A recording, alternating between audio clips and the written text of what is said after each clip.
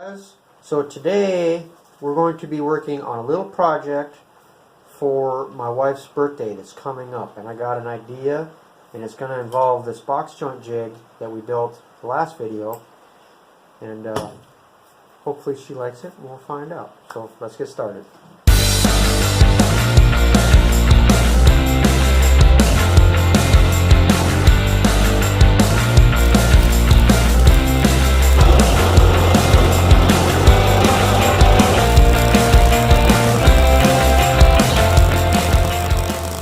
So today we're going to be making the shadow box for my wife's birthday that's coming up. Now, shadow box is basically a box, and then you have a picture frame that hangs over the edge with just a pure glass. And you can do all kinds of little decorations in here and whatnot. Close it up, hangs on the wall. It's a nice decoration piece. And we're actually going to be making something similar to this. These are box joints. Basically what you do is you put them together and you get something like this. Now, a little disclaimer, I've never done this before. This is like my very first time ever doing it. So first we're going to cut our boards to length.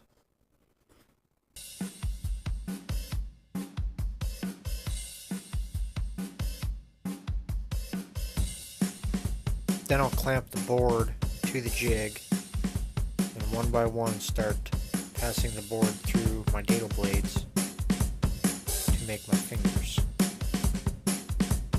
Now, had I been thinking, I should have actually cut all four of my boards all at once.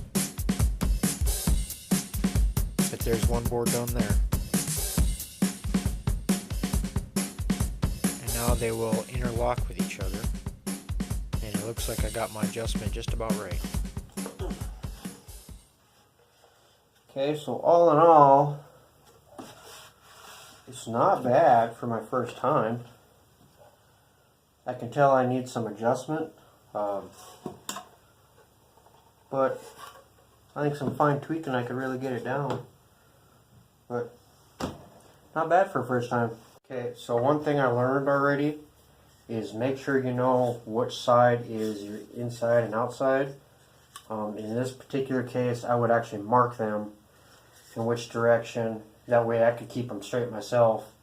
One advice I could give is make several practice cuts, and because I got like this little sliver there, but I got a wider one here, so that would have to do with some fine tweaking, but it'll be fine for what I'm doing now. But so now we're gonna do the glue up, and it's pretty simple. You basically just throw glue all over within that joint, top, bottom, sides, all of it.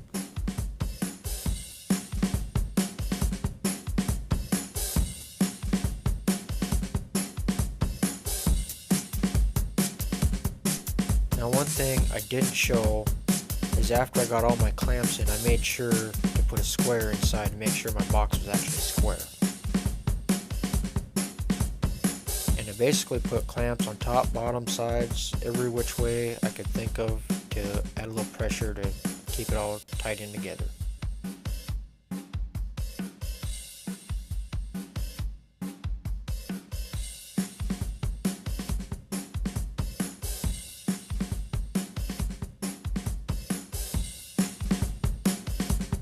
And once the glue was all dried, I decided to cut the box right down the middle in half because it was a little deeper than I needed. And this way I'll end up with two boxes.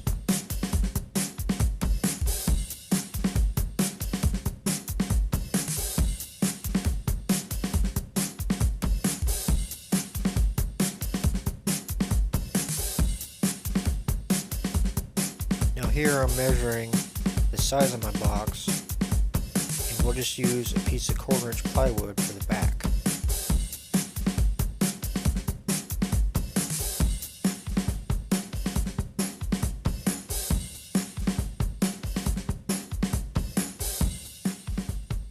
Now with my back cut, I'll throw a bead of glue down all the way around the edges, square it up, and we'll nail it in place.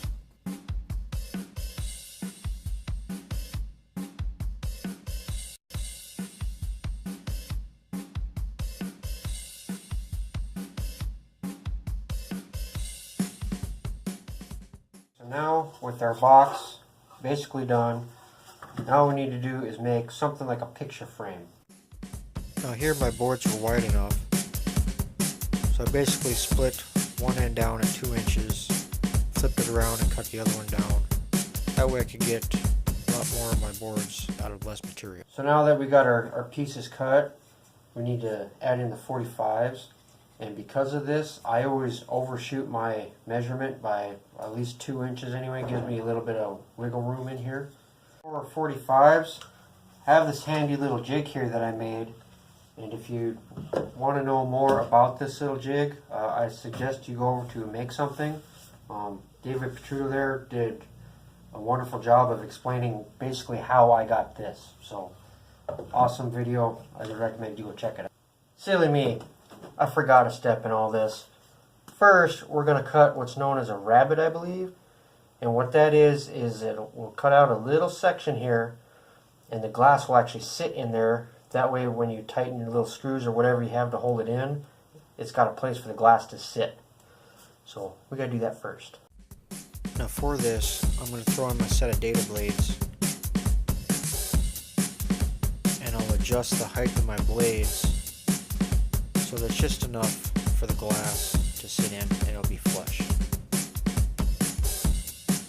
Now you can see here, I'm only taking off about an 1/8 inch, right on the edge there.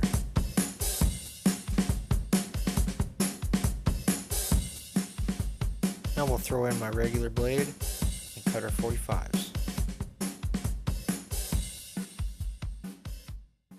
Okay, now in order to figure out my angle for my other side, I basically figured 1 inch hangover on this edge. So I went about 1 inch over and made a little mark, and that's where I'm going to cut. Now over here, our rabbet always goes against our ruler here, and our angle cut is going to go towards the back because we got to cut the other side. So I'm going to line up my blade here. That looks about right. I'm going to put my rabbet in, or my stop in. I'll make sure it touches my other spot on the back there, and I'll clamp that in. That way I can get a repeated cut.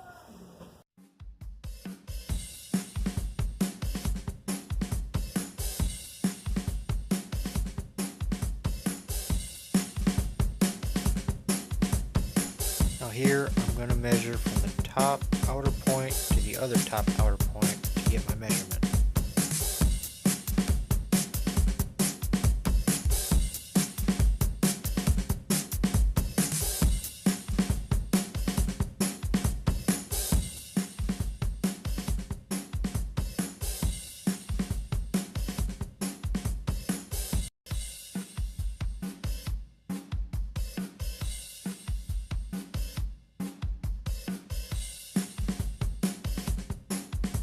Throw some glue on all the edges.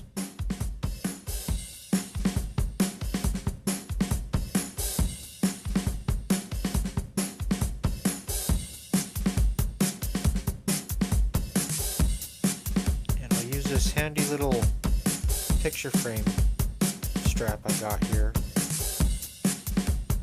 to keep them all clamped together while they dry. And here I'm just doing a little light sanding. I'm going to use this router bit, and we're going to round over all the edges.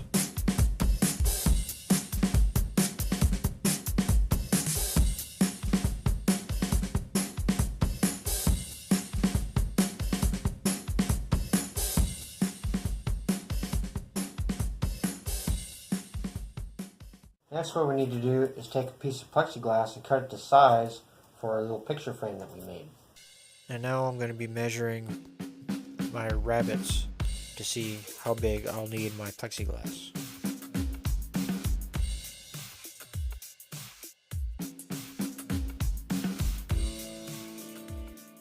Now for some paint. Now I'm no Leonardo or Michelangelo or any of them other turtles, but for my wife I figured I'd try.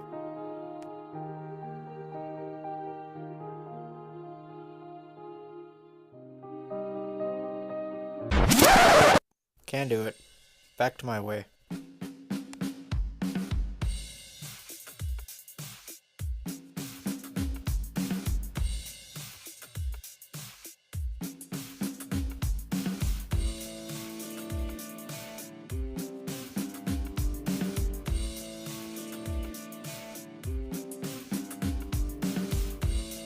Now time to figure out how I'm going to hang this. For this, I'm basically just centering that little guy there. And we'll throw a few screws in it to hold it in. Now for mounting our hinges. First we're going to put our frame face down, put a box over it, and just kind of center it. Now with these tiny screws, you want to be really careful to use the right bit because they strip out very easily.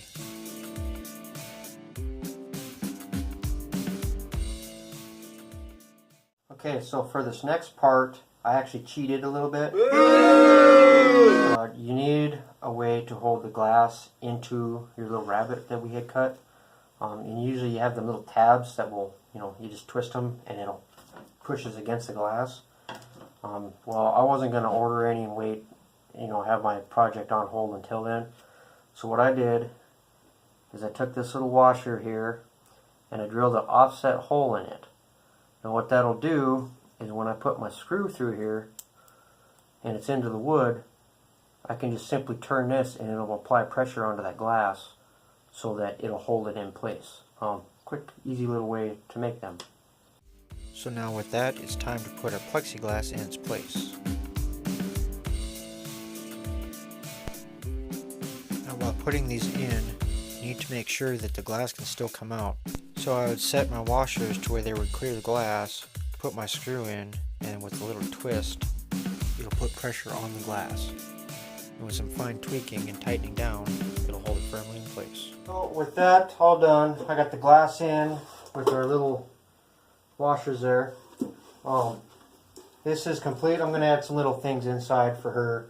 I was going to add a latch to actually keep this closed, but because of the way it hangs, this door will naturally stay closed on its own. If it becomes a problem, I'll put a little magnet or something in there.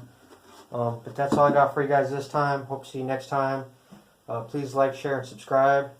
And I'll see you later.